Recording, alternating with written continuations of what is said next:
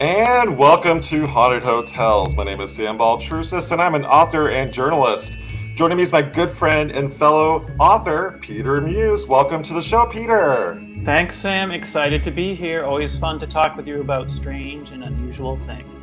So, Peter, I'm reporting from the Provincetown Inn, one of the most haunted locations in Massachusetts. I remember actually, I did an event here about 4 or 5 years ago, the Mass Paracon. You were one of the lecturers here. Yeah, that was a lot of fun. That was a lot of fun. I remember it was springtime, right? And it was kind of foggy. I remember walking around at night and like seeing foxes running around near the hotel and things, and just an interesting audience there too. I remember there was a. Well, I can get to some of the interesting stories, but yeah, it was a great experience. So when it comes to the haunted hotels in Provincetown, there's a lot of them here, and I'm staying at one of them. And I was actually surprised by the fact by having an event at this inn, some of the spirits kind of came out, if you will, at this location in Provincetown. And have you heard any haunted stories related to the Provincetown Inn? I haven't, but share. You tell me one. Let's start off with you telling me a haunted hotel story. Then I'll tell you some haunted hotel stories that I've Well, heard. okay, so this is the spot where the Pilgrims landed in 1620. So right outside this Pilgrims Park, there's been reports of what looked like the Lady in White, which is sort of like walking the halls of this inn. There's also with the spot where we had the Provincetown Paracon was kind of a disco back like during the mafioso time. So there's been reports Hmm. of activity down where the main event area where the disco was like I think it was like the 60s 70s that well disco would be 70s uh, but yeah, so there was activity related from that as well, and there's just like a residual energy at this, and because it's so old I think, and also that's Provincetown, you can't really throw a rock down a commercial street without hitting either a drag queen or a ghost. It's interesting you're talking about the pilgrims. This summer we were in Provincetown and we went to the cemetery that was featured in American Horror Story, and I cannot remember the name of it. You know the one I mean. That sort of Yeah. hilly, sandy one. It's very wild looking, right? So it was great for the show with all the pale people and people eating dead rabbits and things. But apparently there is a grave there of people who died on the Mayflower. There's a monument there. I don't know if the actual bodies are there, but there is a grave in that cemetery for a woman who drowned on the Mayflower and a couple people who died on the trip over. So it's kind of fascinating to think that there may be bodies there from like 1620, right? Which is incredibly old for America to have a grave that old. Well, actually, right outside the Provincetown, and there's a park where the Pilgrims first landed, and the park actually pays homage to the Wampanoag Native American tribe. You're the one actually that told me the story years ago. When the Pilgrims landed here, didn't they steal corn from They the stole natives? corn. Yeah, they landed and they like I think the Wampanoag kind of like ran into the woods to kind of try to figure out what was happening. And the Pilgrims basically stole corn. They found buried corn supplies in probably in like baskets or clay jars and things, and they stole it because they were starving, so they stole this corn. And that's there's a beach in Truro actually, Corn Hill, which I believe is where that happened, and that's how it got the name. So because there's a little park in Truro too, just which is next to Provincetown, also where the Pilgrims visited, right? I guess when they were stealing the corn, which is not a great way to start off a country. It's probably set a bad tone for how things would progress, I guess, right? Yeah, so when it comes to haunted hotels in Provincetown, so there's the ones that we all have talked about, the Carpe Diem, and I know Right. you've written about that in your blog, New England Folklore. I have, and that right, that's a sort of a gentler haunting, right? It's not one of the creepier ghosts that you find down there, which is nice, right? And actually, I think for some hotels, like having a ghost is an attraction. Like the Carpe Diem, I don't think they mind that they have a ghost because it's kind of a friendly ghost. It's not some of this blood curdling, horrific thing that you would find there. Interesting, like local 186, right, which is a restaurant, but that's I believe that also used to be a hotel, and that has a ghost as well, who used to be apparently a manager of that restaurant slash hotel. So she kind of is supposedly watches over the place, right? And make sure that the business is well run and will sometimes even like rearrange silverware. I think if the silverware isn't put out right, things of that nature. And you find that often in ghost stories about businesses, that former owners or former managers who are really attached to the business, maybe the people who founded the business itself, stick around almost as like a guardian spirit of the business and try to make sure it keeps running well. So I think that's an interesting thing about some of these hotel stories or haunted restaurants, that often it is like, it's a former manager, it's the former owner, and they loved it so much they didn't want to leave, and they're just going to stick around forever and make sure the business keeps working well. Versus kind of the, oh, someone died horribly in this hotel, and now, at midnight their bloody corpse walks the hallway. It's sort of the opposite. It's like, oh, these are the friendly ghosts. These are the ghosts you'd actually want to encounter, maybe. And I will say in Provincetown, the spirits definitely are more like Casper and less like, like the Hat Man, like really dark entities. But the spirits are definitely are I would say creative as well, and the ghost lore is very creative here too. And I agree with you when it comes to former owners. But what's kind of fascinating about Provincetown is that it actually a lot of the inns in Provincetown were actually former homes. So Right. the supposed ghosts that are haunting some of the inns, like the Revere House, which has a sea captain haunting it. A lot of the locations have like former sea captains, and that makes total sense because this is was a prime location for a lot of commerce when it comes to vessels coming in and out of Provincetown. But there's also there's the Victoria House, which when I was working on an article like years ago, I was staying at the Victoria House, and that was also a home that was a transient hotel in the 60s and 70s. Mm. But there's something nefarious that happened in that inn. There was a murderer, Tony Costa, Yes. and Tony Costa actually was staying at that inn in 1969, and he met two of his victims at the Victoria House, or what what was a house or a transient hotel back in the late 60s, and took the two women, brought them to Truro, and then murdered them. It's And true, right? That's a terrible, distressing story. And last summer, my husband and I went to the Pine Grove Cemetery in Truro, which is where Tony Costa killed his victims. And like when Pine Grove Cemetery was first created, I think it was like the late 1700s, like I think 1794 or something. I think it was associated with a Methodist church. You see photos from the 19th century, and it was like this clear, open field. And, now the Methodist church is gone, and the field is all gone, filled up with woods. And so Pine Grove Cemetery, where Tony Costa killed his victims, is now just completely surrounded by trees.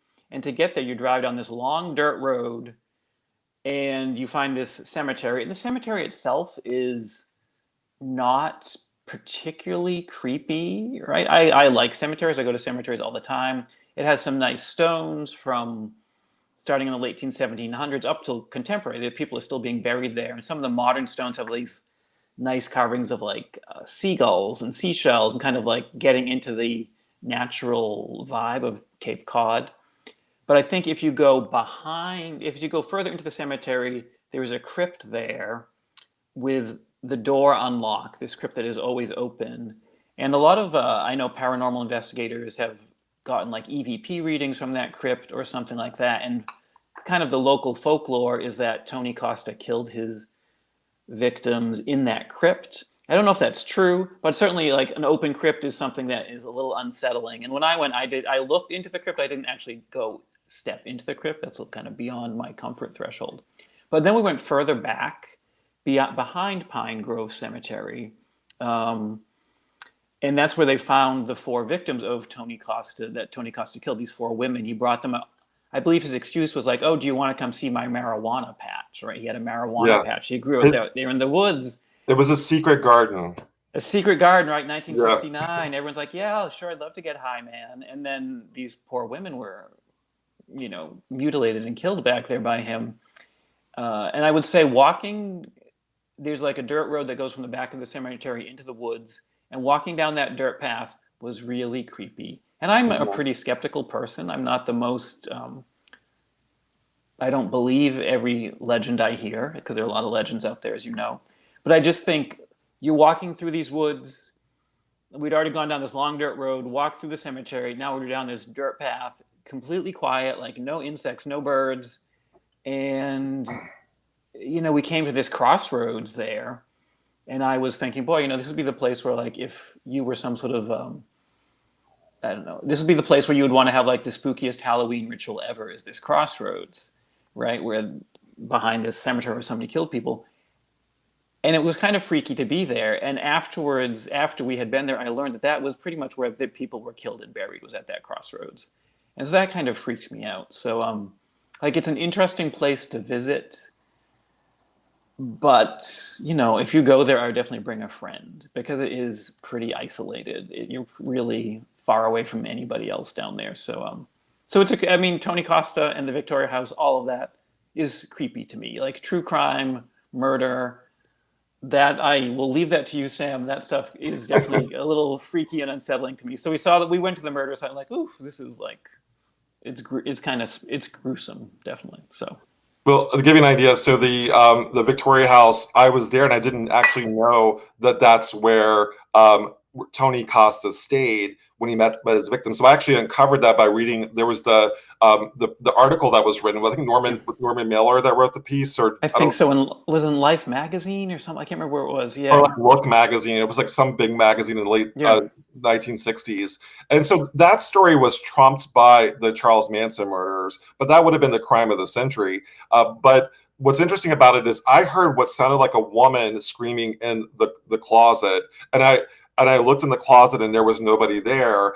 When I looked at sort of like at the case, and I found out like that actually was where Tony Costa stayed for a while the murders happened. That the two women were also in the hotel, and to me, like the ghosts would suggest that maybe they were kept in the closet. There were fibers from the rope that was used to tie the women up in the closet.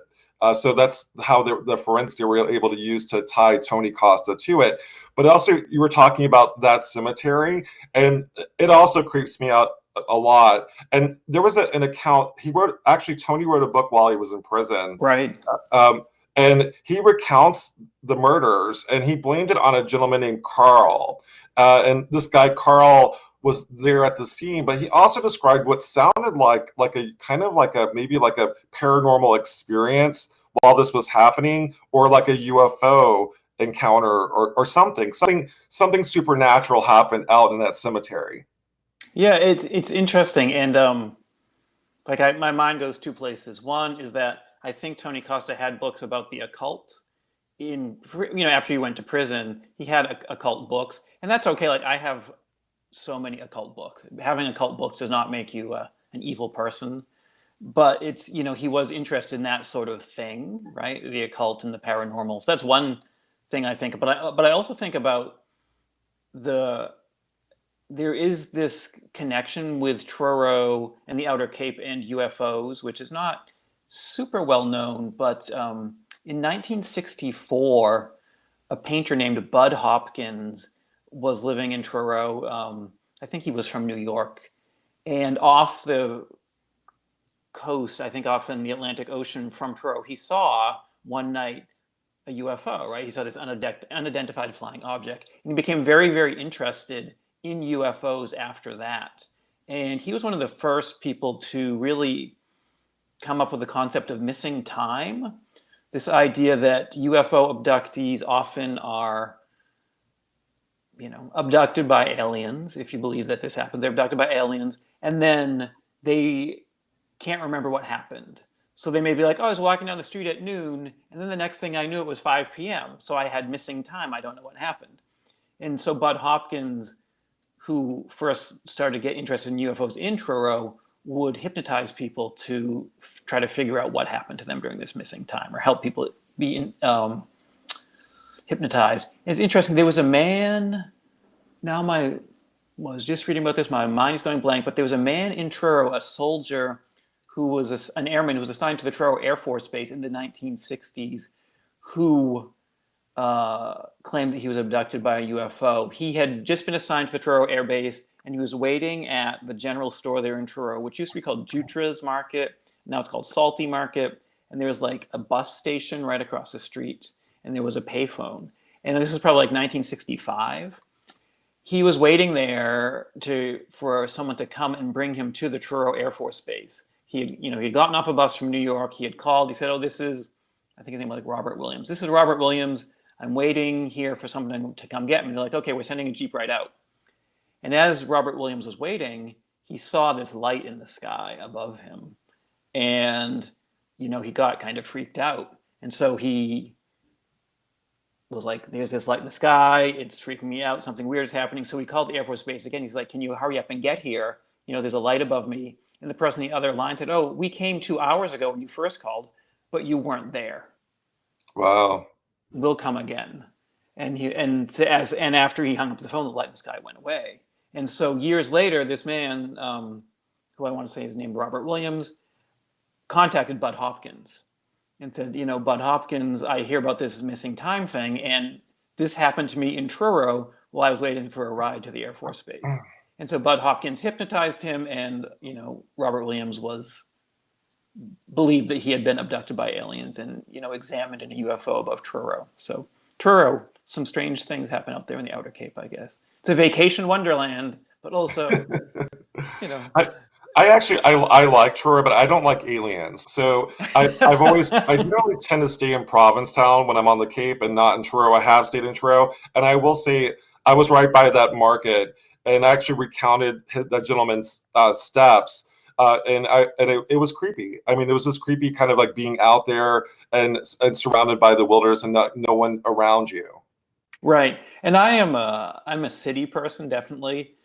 I've pretty much always lived in cities. So when I go out to like the Outer Cape, it's a very different experience because you can walk into the woods and you might not see somebody for an hour or 2 hours. And there are even some beaches there, even in the summer at the high season, where you can walk and suddenly you're totally alone on the beach, which is great, right? It's for the peace and quiet, but also for those of us who are used to more urban environments with always people around, it can be a little unsettling suddenly to be like, "Oh, I'm alone on the beach." Like anything could happen out here. And, there are certainly lots of stories about anything indeed does happen out sort of in that space, in that wilderness space. I actually wrote a book called Paranormal Provincetown, and I go into a lot of the things that we just talked about. But something else that happened. So there's the Lady of the Dunes case, and you've actually written about that as well. It was a woman that was found mutilated on Race Point Beach in Provincetown. I actually went back to the location today just to kind of get, I guess, to pray for her and hopefully to give this woman a name.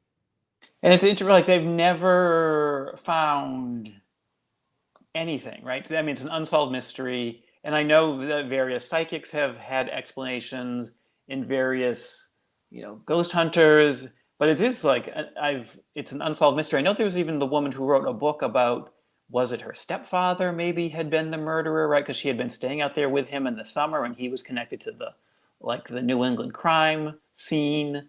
So It's called The yeah, Shanty, yeah, and like yeah, yeah. so that book goes into sort of like it's fiction based on her personal experiences out there, but I also think that like the goal really from my perspective as someone who follows true crime and writes about the ghost is to give this woman a name. We don't know her name. We don't know if it's tied to Whitey Bulger, which is what she said it was. And if you actually dig deeper into the case, there really isn't proof that Whitey Bulger was tied to it, except for the fact that she was so mutilated. And there was also the Joe Hill theory that the Lady of the Dunes was somehow an extra on the first Jaws movie, which was good in the sense that it actually put the spotlight back on that case to hopefully get more information because it's the 50th. It's coming up on the 50th anniversary. So Right.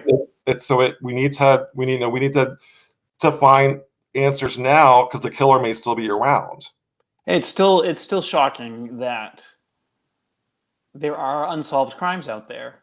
You think there that based on things we watch on TV like NCI or those shows, like they always catch the killer, right? There's always a solution, but there are a lot of unsolved crimes out there. Just people disappear, people are killed and found in these parks and on the beach and things, which is very unsettling, I think, to hear these things.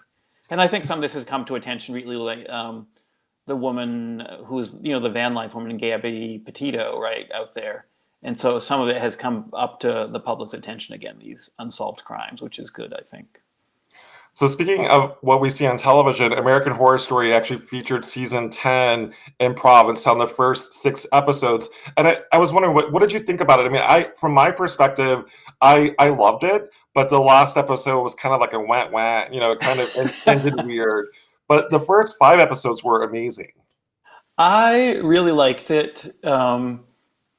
It was great that they filmed so much of it actually in Provincetown. Not all of it was in Provincetown, but they filmed a good chunk of it in Provincetown to actually see the streets, to see Route 6, to see the dunes, to see that cemetery, which we were just talking about. I thought that was great. So they sort of captured the vibe of it because they actually were there. I think they filmed it in March, and the show was supposed to be set like in maybe January. But I thought they captured the vibe of it great. The beach, the fox. There's a fox involved. All of that was really well done, I thought. And the show didn't really get into Provincetown's paranormal history or the crime history or things like that. It was really more about Provincetown's connection to the arts, I think. And Provincetown has this history of a place for writers and painters and other artists to be and be creative and take advantage of like the famous Cape Cod Light, the kind of more relaxed social environment out there. And for people who didn't watch the show was the premise of this particular season was that there is a drug that you can take that will unleash all your creativity. And if you're a talented person, it'll make you like an instant artistic superstar, whether you're a painter or a writer or a singer, whatever. But if you're not talented and you take this same drug, it kind of makes you into this zombie-like flesh eater. And even the people who are talented and become the artistic superstars still need to drink human blood to like replenish all the vitamins that this drug depletes from their body. And I kind of liked that premise of it also. It had a nice goth feel to it. It felt very goth to me. So the successful writers had this very vampiric look to it. I even liked the last episode, which, I've watched every episode of American Horror Story. And so I know often towards the end of a season, they'll go big. Like they're gonna expand what you thought was just set at a summer camp suddenly is set at like a giant music festival or whatever it is.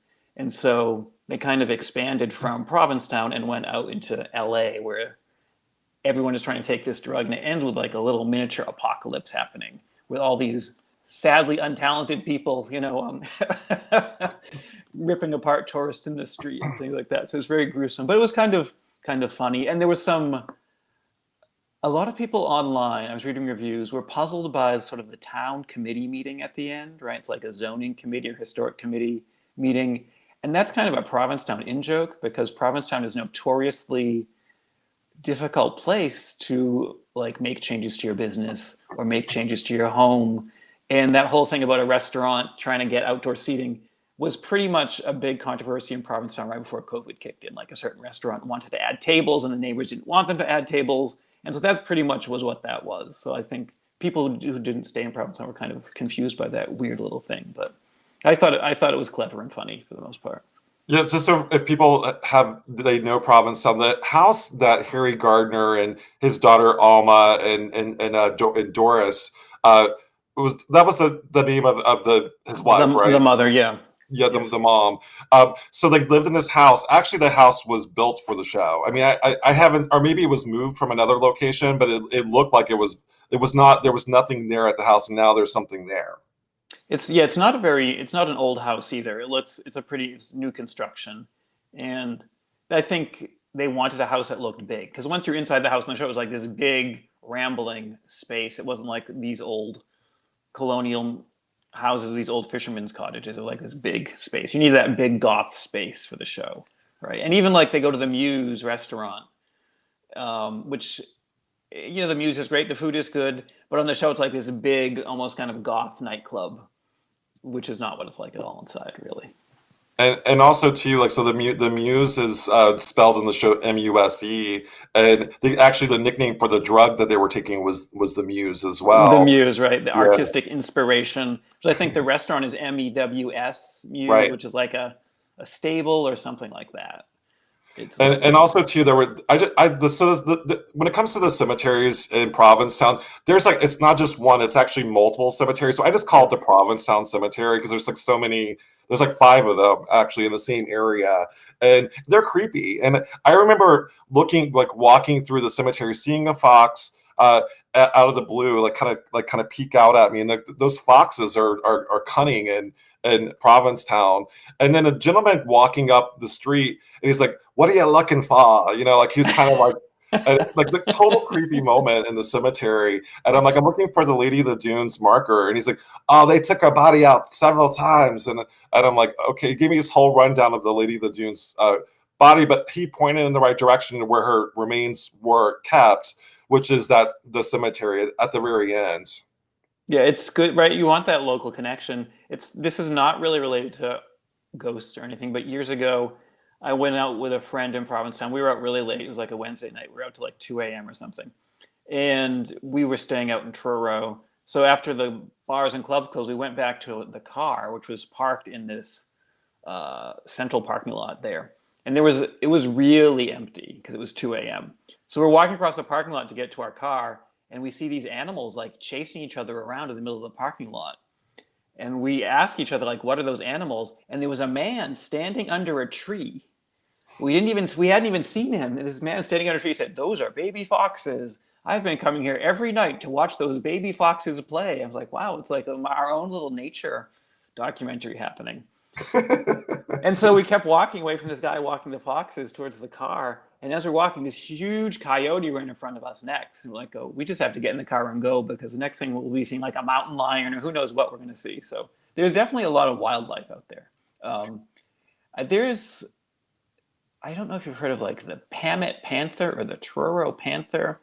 This is, Oh, yeah. So there's a lot of cryptids. So I was going to talk about that too. So there, Cape Cod is known for its cryptids. So there's the Black Flash that was in yes, Provincetown, and I actually thought that the creatures that were in American Horror Story were going to be the Black Flash, and then there was the different cryptids in different parts of Cape Cod as well. right. And the Black Flash is really interesting because that was 1939, right? It was the fall of 1939. And people in Provincetown started to report this humanoid thing that they would see in town, the Black Flash. And we'll call it a he, because it seemed to be male, was like tall. He had a silver face and sort of these flaming eyes. And people said he had really big pointed ears. And he wore like a black clothing and a big black cape. And I think the first people who saw him were school children who reported like seeing this creature like jump out from behind a bush and scream at them. So at first people thought it was just a hoax. And then adults started to see him also. Like he jumped out near town hall and screamed at this woman. She ran into a local coffee shop, like, "Everybody, I saw the Black Flash. He screamed at me." Everyone in the coffee shop ran out into the street to try to find him. Couldn't find him.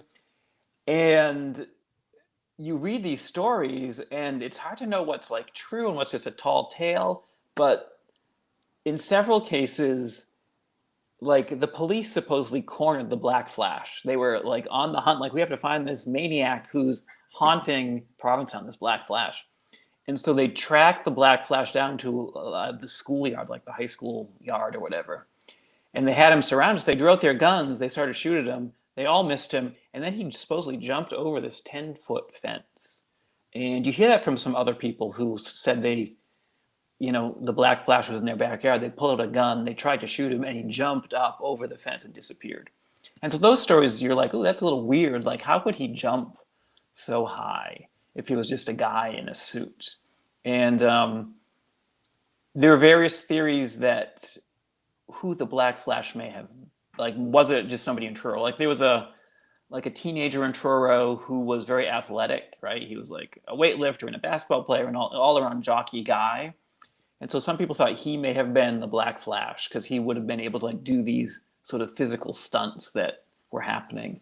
But at the same time, he was also a sailor and things like that. So he was often at sea when the Black Flash was menacing people in town. So maybe it wasn't him. Um, there was also a strange theory that it was a gay tourist, because even in the 1930s, there were gay tourists there, that it was a gay tourist who had stayed past the summer season who was lurking in the dunes, right? And that he was terrorizing the town, this gay tourist. And I like that because, like, oh, those gay tourists, they're Where did you terrorizing the hear town. this theory? I haven't heard that theory. This is from a book by Robert Ellis Cahill, who was Oh, a oh, really? Okay. folklore writer. Yeah. And Okay. so there was this pool shark who was named like Fastball Eddie or Eight Ball Eddie, something like that. So Eddie was one of these people in P-Town who swore up and down that it was this gay tourist. And he said if he ever saw that gay tourist, he was going to like strangle him, right? He wasn't afraid of any gay tourist.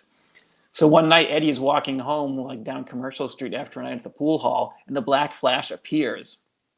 And the Black Flash like screams at Eddie and slaps him across the face super hard. And Eddie like screams and runs home. And the next morning he wakes up, he still has like this big red handprint on his face 8 hours later because he was slapped so hard. And so there's that theory. So theory one, it was like a jockey kid. Theory two, it was like an insane gay tourist hiding somewhere in the dunes. And then theory three is that it was just 4 or 5 people who were pulling pranks. That maybe it was a group of people in town who were coordinating this to make it all happen. And Well, I actually think that, I mean, I know that it's really hokey, Peter, but I also think that it actually could be a cryptid. And like, because right, there have been similar reports. I mean, like all over like there's something in the UK that sounds similar to the Black Flash. And there's the Spring Heel Jack, Spring right, Hill in the Jack, UK, yeah. who would just kind of jump around and terrorize people. And people even said about the Black Flash, oh, it seems like he has springs in his shoes that he can jump so high. And so people say the same thing about Spring Heel Jack also, who was much earlier. I think Spring Heel Jack was like the late 1800s. Supposedly, the last time the Black Flash was seen was 1945, and a group of children were at home alone in Provincetown. Their parents were off doing something. And the kids could see, it was like a foggy winter day, and the kids could see the Black Flash in their backyard coming towards their house. And so the kids were terrified. They ran inside the house like, they locked the doors, and the Black Flash was kind of roaming around the house trying to get in. And one of the boys in the family takes a bucket of hot water and pours it out the second story window onto the Black Flash's head. And the Black Flash kind of gives out this like, this like freaked out, surprised scream or something, and then slinks away. And that's what people say. He slinks away like he's wet, it's cold, he's like, and he kind of slinks away. And supposedly that was the last time he was ever seen. Although I've heard some people say he may have been seen in the 1970s also. So, So I mean, I he kind of lurks on in legend, right? Whatever the Black Flash was, he's still there. Well, I mean, I will say if people want to kind of get a general idea of what he looked like based on descriptions, the Pell people from American Horror Story seem like they may have been inspired, or by vampires, Nosferatu. They kind of look Nosferatu-ish as well. But so Peter, I saw something that when I was staying in Provincetown for Halloween, when I was writing my book Paranormal Provincetown. I would say, like, so people talk about Salem for Halloween, and I did a lot of I gave tours in Salem for several Halloweens, but one year I decided to do Provincetown for Halloween, and I will tell you, I saw what looked like someone wearing a really elaborate costume, but the head was like like a bug, like a small bug. Mm. And I went to go talk. I'm like that. Oh, that's a really good costume. And then I went to go. I walked away, and I kind of waved at him, and he was like sitting there on a bench. And then I walked right back, and I'm like, wait a minute, there's no way that thing could have a head that small. And it was gone, like a That's flash. creepy. That is Yeah. creepy. And I do think the veil between the living and the dead is definitely thinner around Halloween, Right. I think that, did I see a cryptid? Possibly, or this person actually was, because it looked like what they described as the Black Flash. And I was staying at the Provincetown Inn where I am now. I actually didn't have a paranormal experience in the hotel that Halloween weekend, but I did on the streets of Commercial Street. And I will say, Halloween in Provincetown, if you haven't been, you have to go. It's so much fun. I've actually never been to Provincetown Halloween. I usually spend it up here, but it's huge. It's a huge party, and they had it on American Horror Story a little bit. They had a Halloween sequence in Provincetown, but it wasn't quite the right vibe. I don't think it wasn't wild enough or crazy enough. It is. I mean, it's more of a celebratory, fun party. It's not super spooky. I don't think, unless of course you see a cryptid sitting on a bench that may be the Black Flash, in which case that would be creepy, right? All right, so I want to talk about your book, Peter. So there is a woman, Maria Hallett, who I actually I wrote a tour for my friend who gave tours in Provincetown that season, and on the tour was Sam Bellamy, Black Sam Bellamy, and Maria Hallett. And do you talk about her in your book, Witches and Warlocks of Massachusetts? I do. So it's Maria Hallett's story is really interesting because it's maybe history, maybe legend. It's hard to say. They really intersect there. But Sam Bellamy was a real person. He was living in Cape Cod, so what is now Wellfleet, that area, Eastham, Wellfleet, out that area. And he was a sailor, and he fell in love with this young woman named Maria Hallett, who came from a prominent family. There are still Halletts in Cape Cod. It's a well-known Cape Cod named Hallett. And Maria Hallett's parents were like, do not fall in love with a sailor. Like, he's going to sail away. He's going to break your heart. It's just bad news. You should marry a farmer. You should marry a merchant, right? You're a Hallett. Don't marry a sailor. Anyway, she didn't marry a sailor, but she did have sex with the sailor. And so she and Sam Bellamy, make sweet love. And then Sam's like, I'm going to the Caribbean. I'm going to go to try to find some buried treasure. I'll be back and I'll be a very rich man. Wait for me. And so Maria Hallett is like, oh, yes, of course, Sam. Like, I will wait for you. So Sam sails away to go to the Caribbean to find his fortune. Maria stays back in Eastham, Wellfleet area. Unfortunately, she finds out that she's pregnant. And this is like early 1700s, so it's a super huge scandal. And, there certainly was premarital sex back then, but you were expected to marry the person you had sex with, which was not an option for her since Sam was out of the picture. And so, according to the legend, Maria Hallett's family kicks her out. They say, you bring shame on our family, get out of this house. And so she sort of wanders off into the kind of dune, scrubby forest area by herself. And she's just alone. She's anguished, like she's mad at her family. She's mad at Sam Bellamy. She's maybe mad at herself. And in New England legend, the person who's always listening to people who are outcasts and who are angry is the devil.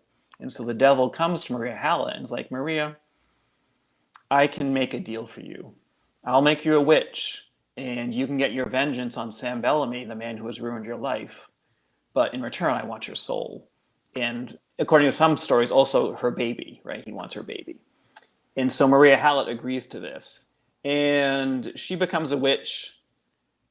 And in some version of the story, like, she gives the devil her baby. In other versions of the story, her baby just dies from natural causes. In some versions, she just kills her baby because she can't support it. So either way, she's in a bad situation. She's wandering around now as a witch, kind of in this area, which is now maybe called Lucifer Land or Hell's Harvest. I guess all these different names. This kind of wildernessy, dune, scrubby forest area where Maria Hallett lurks. And she lives out there for years, and people are terrified of her because they know that she's a witch and she sold her soul to Satan. Until one day she's standing on a dune and she sees a ship coming. The ship is called the Whydah, Whydah, the Whydah. And Sam Bellamy is on the ship. And Sam Bellamy actually in real life became a pirate, and he was the wealthiest pirate in apparently history. And he had this ship full of gold and silver and all this wealth, and was sailing up the coast of Atlantic coast of Wellfleet. And so, according to the legend, Maria Hallett's like, Sam Bellamy, I'm going to get my revenge at this moment.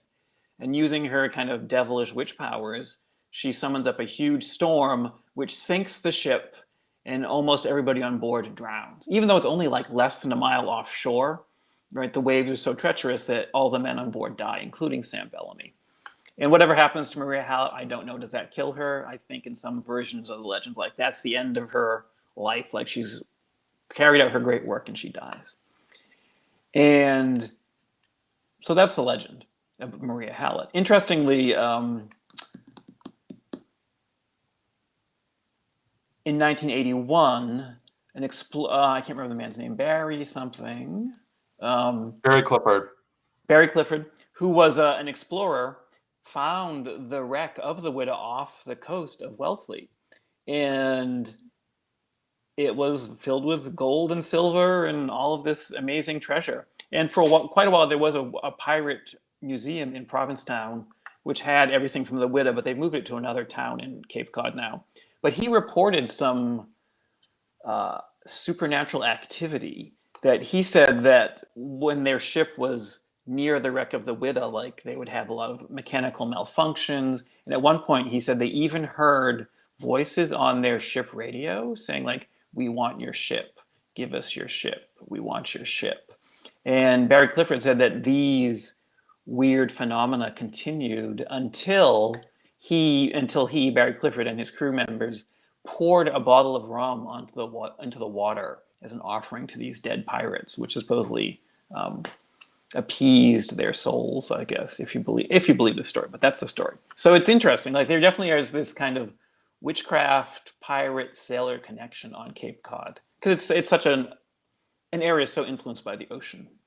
So Maria Hallett actually is supposedly has been a ghost that's been spotted by people in Wellfleet multiple times as well. And I've actually heard different versions of that story. And the story that you just told actually is one of the versions. But another version is that it was kind of like he goes, becomes a pirate to win over her love, or and because her father didn't like him, and she heartbroken, she's on the shores of a Wellfleet waiting for him to arrive, and then the ship sinks right in front of her, and she dies of a broken heart. So I've heard that version of it too. I've heard that one too. I like mine better because she becomes a witch in it. It's better for Halloween. Better for Halloween, and It's a she little more complicated. gets revenge on the father of her child. Right. So Peter, so speaking of your witches in your book, so tell me about the book, the Witches and Warlocks of Massachusetts. Sure. So this is my second book, Witches and Warlocks of Massachusetts. I'm punching the title. And it's a collection of historical accounts and legends and even some paranormal encounters involving witches from Massachusetts. There's about 70 different legends and historical accounts in the book, plus sections just on the Salem witch trials.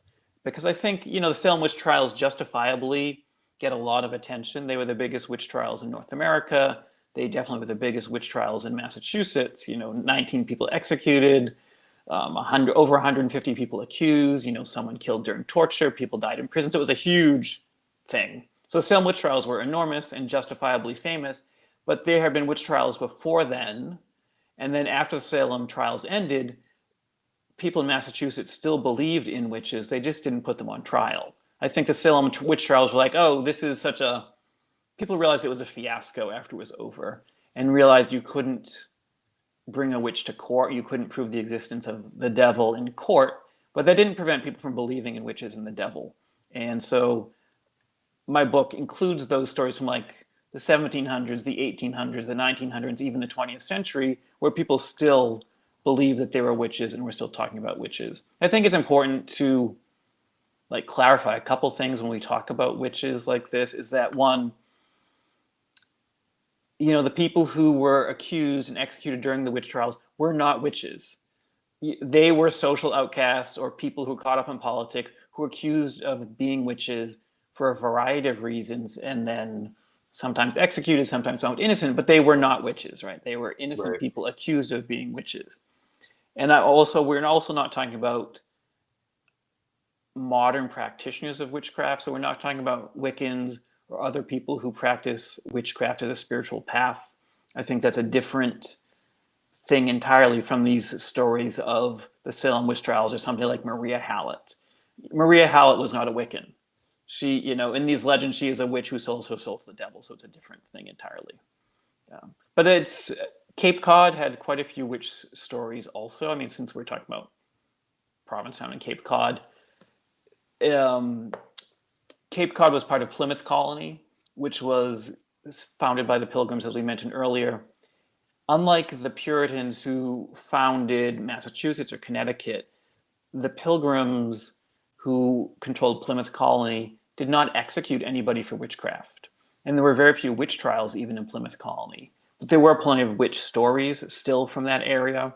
And often they do involve sailors and things like that. One I can think of, a man named Sylvanas Rich, and actually went to find Sylvanas Rich's grave this summer. He's in the North Cemetery in Truro, which is right on Route 6. I think it's called Old Burying Ground. I can't remember what it is, but the cemetery right on Route 6. Right. And so we went to find Sylvanas Rich's grave there. And the story of Sylvanas Rich is that he was a sea captain. He was sailing from North Carolina with a shipment of grain, which he was bringing to Boston. And he was sailing past Truro on the Atlantic side, up along the big dunes there. And he kind of is using his spyglass, and he sees, nestled among the dunes is this little shack, this little hut, and like smoke is coming out of the chimney. And they've been sailing for a while, and Sylvanas Rich says this to his men, like, I'm tired of drinking beer, I'm tired of drinking like stagnant water. I bet if I go to that hut, they have some milk, and I really want to have some sweet milk. And so the crew lower him in a boat, and he rows by himself to Truro, to the dunes, and the crew sees him go to this hut. Then he comes back out of the hut, gets back in the boat, comes back to the main ship, and he tells the crew, you know, the woman in that hut was the ugliest hag I have ever seen in my life. She was the ugliest hag I've ever seen in my life. But she did give me this bucket of milk, and it's the sweetest milk I've ever tasted. And I'm going to go down to my cabin now, and I'm going to drink this bucket of sweet, sweet milk. So he goes down into his cabin. And as soon as he closes the door, this huge storm comes up out of nowhere. And it damages the ship, like it shreds the sails of the ship, and the ship just kind of is set adrift out in the Atlantic. And the crew goes downstairs. They pound on the door like, you know, Sylvanas Rich, Captain Rich, you have to come up here and help us. Like, the ship's in a lot of trouble. But Sylvanas Rich does not come out of his cabin until the next morning. He comes out, and he says to the crew, he looks really ragged, like his eyes are all bloodshot. He's like, ooh, like he has not slept. He says, I have to tell you, crew, last night when I went to sleep, the hag from the dunes came to me. She appeared in my room, in my cabin, and she rode me like a horse. She put a bridle in my mouth and reins around my neck, and she rode me like a horse all night up and down the length of Cape Cod. And he lifts up his shirt, and on his shirt are all these bruises shaped like a woman's shoe where she had been digging her heels into his body. And the crew was horrified. And they're like, you know, Captain, this is horrifying. But on the other hand, we're adrift in the middle of the Atlantic. And he sort of puts up his hand and is like, I have to go back to my cabin because the hag will come again tonight, and I must be prepared for her. And he goes into his cabin and closes the door. And the crew can't tell if he's like scared that this witch is coming again that night, or if he's sort of excited. Like maybe he actually likes what's happening to him. Like he has kind of this, you know, somewhat kinky relationship with this witch who's torturing him.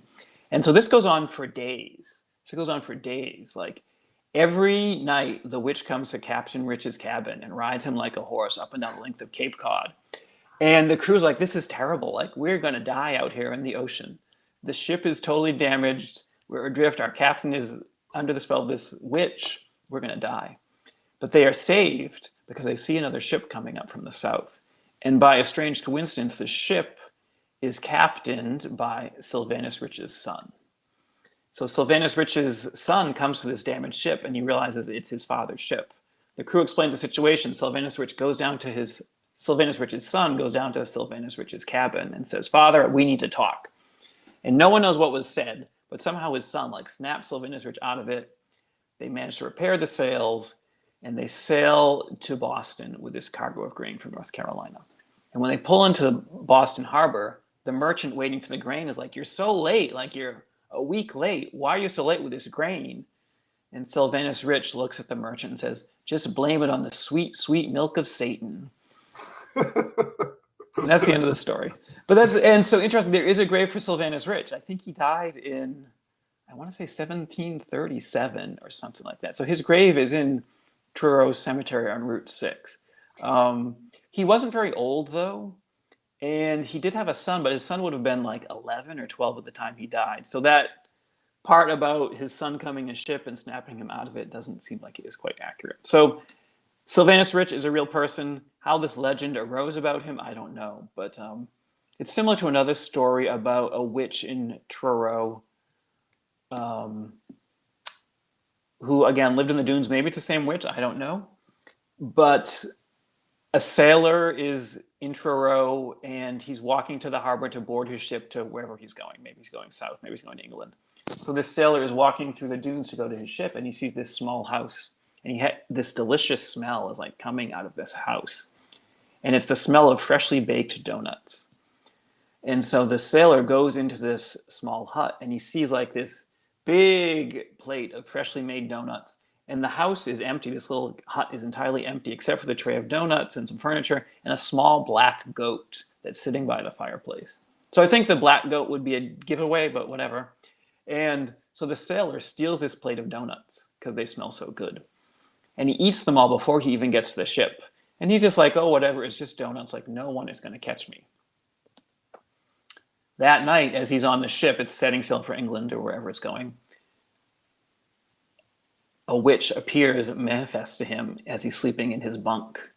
And the witch, again, like throws a bridle over his head and rides him like a horse up and down the length of Cape Cod, right? This is what witches did at the time to torture people, was ride them like horses. So he's being ridden up and down the length of Cape Cod like a horse.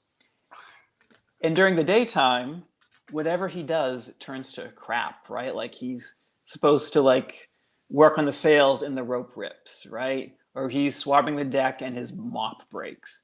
So the captain's like, you're a jinx, we're going to put you in the kitchen. But in the kitchen, like the flour he touches becomes moldy, the water becomes salty, like whatever he does turns to crap because he's cursed by this witch who comes to him every night and rides him like a horse.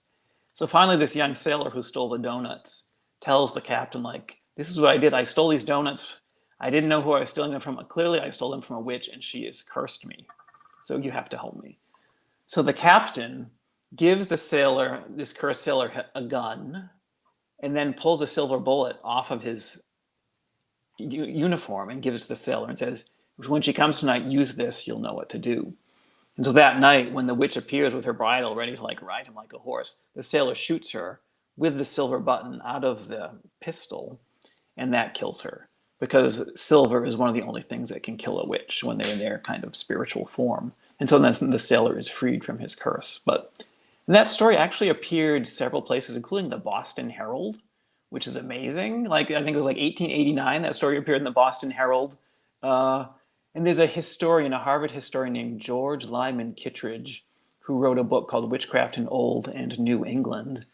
And George Lyman Kittredge said he met the man who was the grandson of the sailor that the witch had cursed.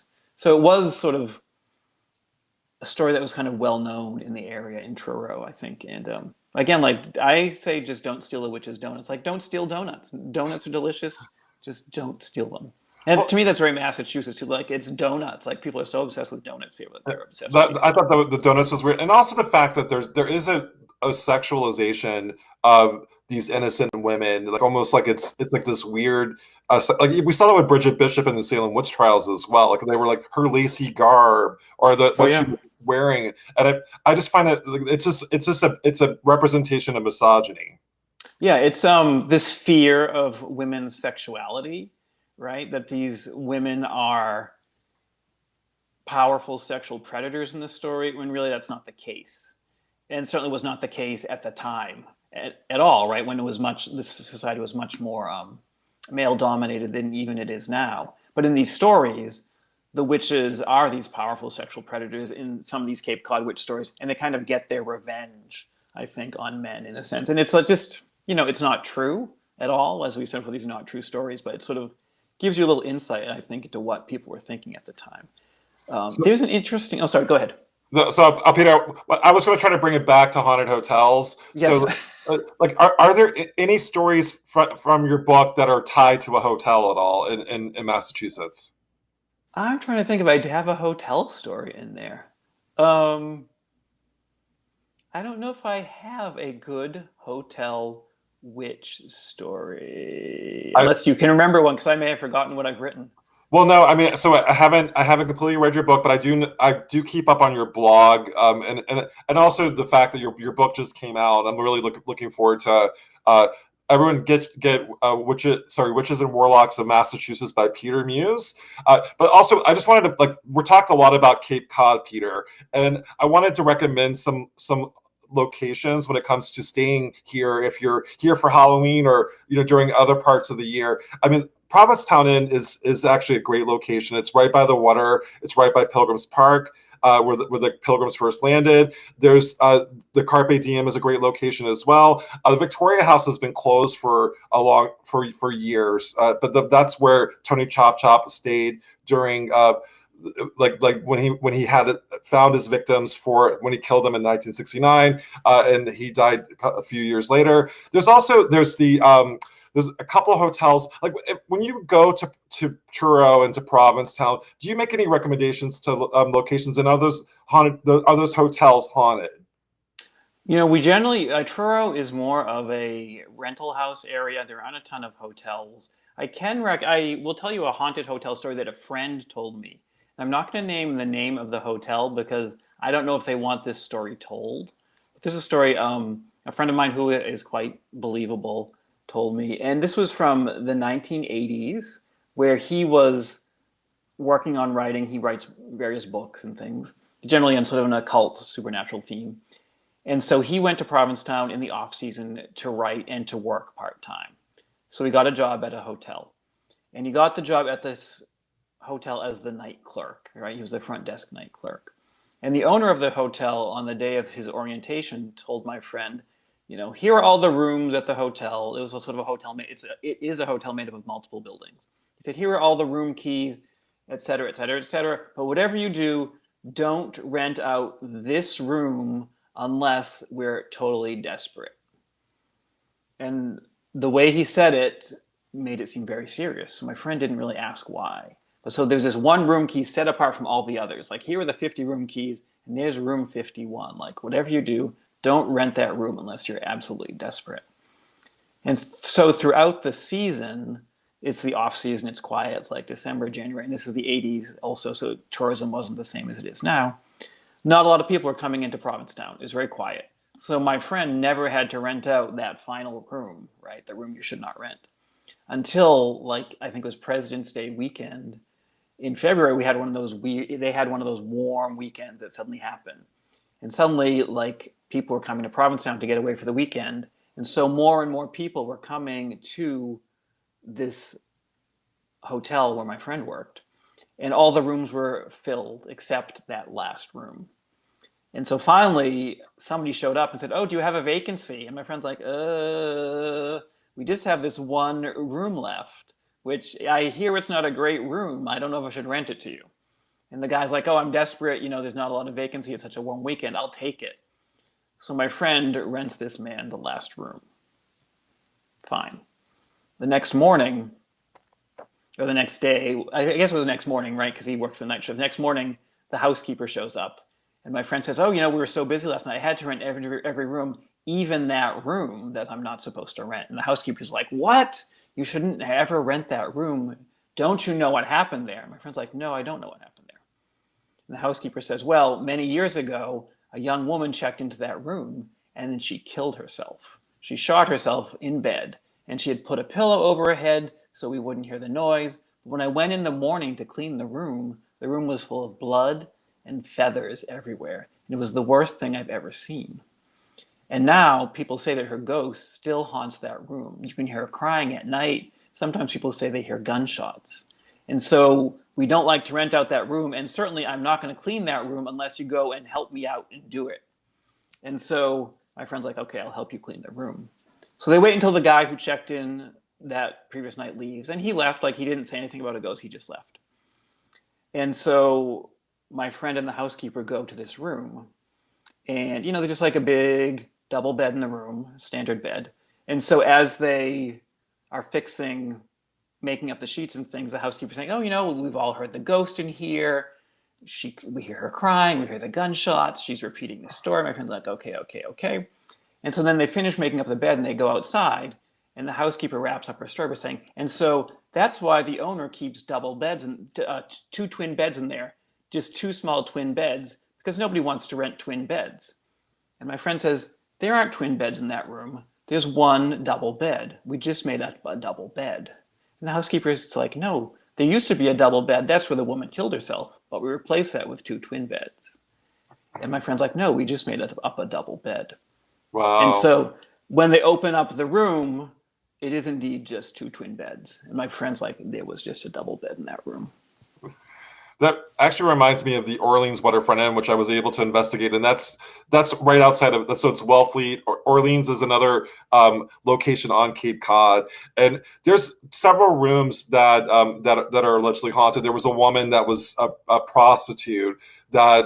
Or supposedly was a prostitute that was murdered on the property by a gangster, and she's seen walking the Orleans Waterfront Inn. I've also there's so speaking of rooms that you don't rent out, there's one room, room 5, that people would check into the room and they don't check out. So they'll check Where into do they go? what? Where do they go? No, they check into the room and they will not leave the room. And Huh. so, and like, there's one woman that checked in, and she was just supposed to be there for a weekend. She checked in, and then the gentleman, I'm friends with the owner. He was like knocking on the door. He's like, "Ma'am, you have to check out." And she starts speaking like another tongue, like German, almost like she's possessed. They actually had to have the cops come in and remove the woman after a week of her staying in that room, almost like she was taken over by something like I don't know, like an entity or something. Uh, and it's happened multiple times. Is this a selling point, right? Is this like Well, I mean, like that's the thing. Like, do we want to tell like all these stories and like and you kind of touched on this earlier. A lot of the hotels, they don't want their names to be associated. They'll say yes, our location's haunted, but they're not going to. They don't want ghosts scare away business, and that's what I've been told multiple times, specifically in Provincetown. And like, do you want to sleep in a room where there was someone who committed suicide in the room?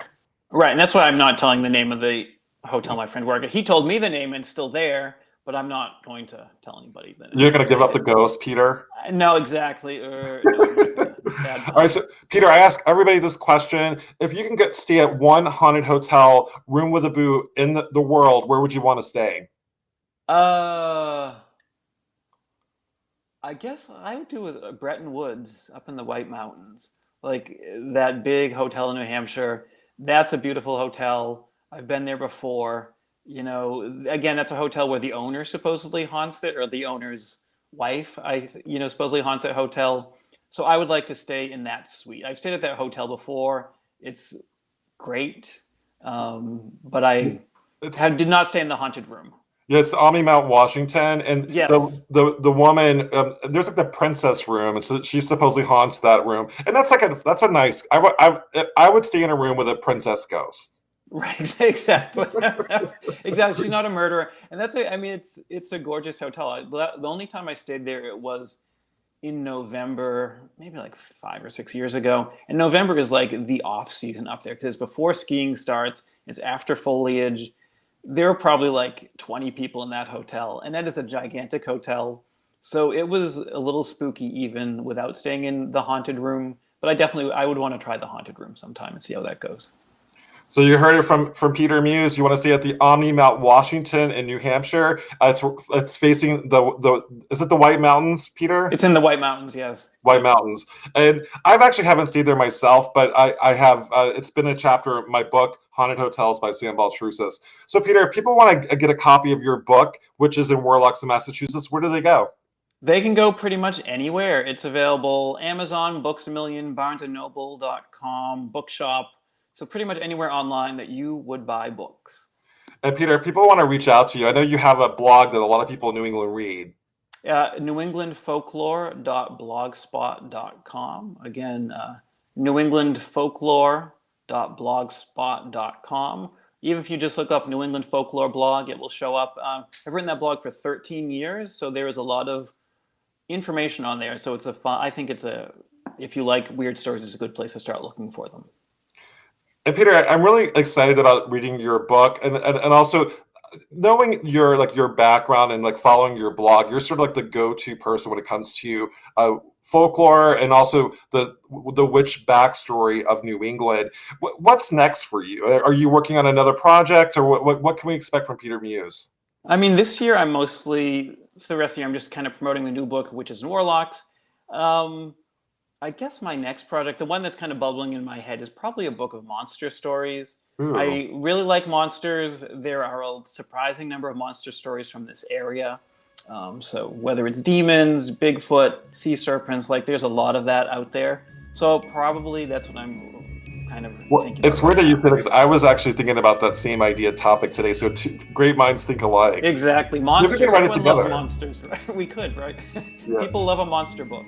absolutely. Well, guys, thank you so much. And Peter, thank you so much for joining us on Haunted Hotels. We'll see you about Baltrusis, and we'll see you next week on Haunted Hotels.